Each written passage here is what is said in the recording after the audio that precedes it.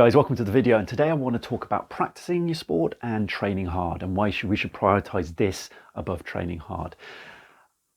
Pavel Tsatsouline is a leading fitness expert. He brought over kettlebell training into the West from old Soviet Union, and his philosophies are fantastic. He's got a vast amount of experiences. He's trained in the military. He's trained various athletes across many sports. And if you go and actually look out and seek out his work, he's director of a company called First, and he's got a philosophy called Grease the Groove. And it's this philosophy that we should be incorporating into it. And he also says that we should, instead of working out, we should practice. Practice a sport is what the Russians do and stuff like that. And practice is a much more considered term. He also says that if you, one of his is either go and see him on the Joe Rogan Experience, or get on YouTube, or another one is his Tim Ferris interviews. Any of that, go and listen to him. His philosophy is fantastic, and he talks about practice, and he also talks about enjoyment. You must enjoy your training. This is of utmost importance. The problem is that the training hard philosophy is, everyone bangs on about it, and it comes across as, it's been seen as, it's so popular now with big stars of athletes, massive world-class athletes saying this, that it's become the only way that people think that that's the only, to get success is to train hard. And what most people see as training hard is consistently pushing the body out of its comfort zone to be uncomfortable.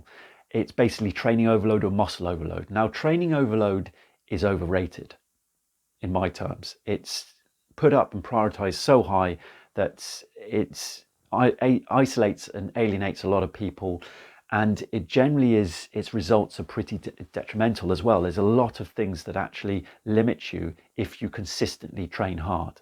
The train hard philosophy lacks nuance. It's training with blinkers on. It's training with blindly pushing the body out of its comfort zone, thinking that's the only training you have to do. It's not. I talk about in previous videos about this Olympic champion, and she was talking about how the pandemic had influenced her, and how the impact of the Olympics being delayed till next year. And she talked about, I can't go on with this slog much longer. And this is a high profile former Olympic champion, and that's terrible. And if Olympic champions are doing it, high profile sportsmen are saying that, it shows they're going around their training with the wrong philosophy. You must enjoy your sport, and you must practice your sport.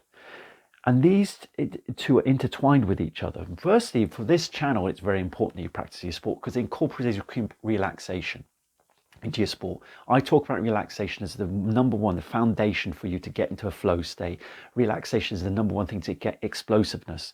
You must set the foundation of relaxation for you to get that real power out of the blocks, to get the power in each stride, to increase stride length. Relaxation is important for flexibility, dynamic flexibility in all across there.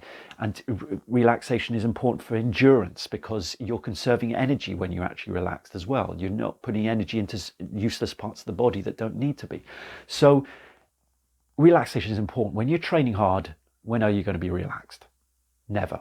It's very hard when you're in a lactic state to incorporate relaxation into your sport. So that constant training hard is blindly training and missing out all the nuance of sports performance.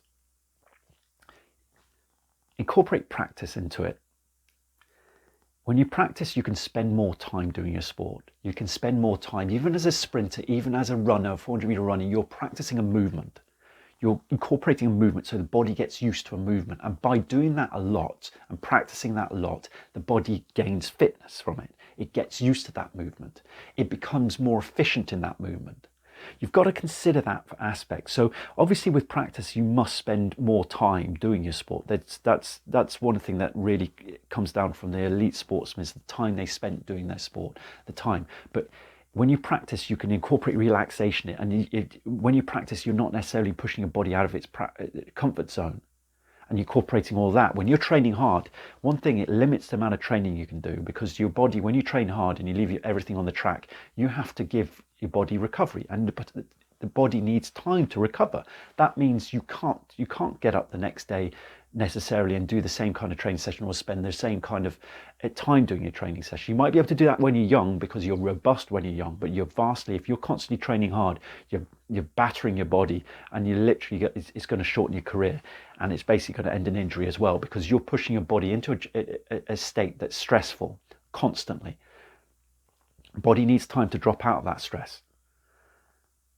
And especially if you don't have the training in terms of incorporating relaxation to your sprinting, in terms of it constantly being in a serene, calm state, which the present society doesn't allow it on, then you definitely won't be able to handle that training for too long.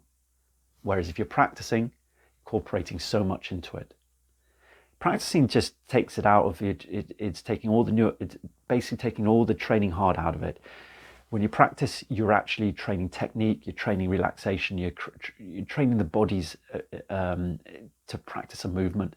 It's more careful. It's a more careful and considered form of training than just training hard. So go and seek out Pavel Tsatsuline's work. Go to his, as I say, his podcast on Joe Rogan Experience was brilliant. His one on Tim Ferris as well. He talks about the kind of grease the groove philosophy. He talks about how to incorporate speed endurance into his sessions properly. Brilliant stuff. It should be considered more in athletics than it is at the moment, and it's not. It seems to be avoided for some reason. Go and seek out his work. Consider your training as practice instead of training hard. That's what you're doing. You can say training to other people and say, but how you see it should be, I'm going to practice my sport. Training hard, if your body's just on the floor all the time, it doesn't mean you've had a great training session. Definitely not. It's far more considered than that. So see your training as practice, less of the training hard philosophy. Hope that video was helpful. Please like it, please share it, and I'll see you in the next video.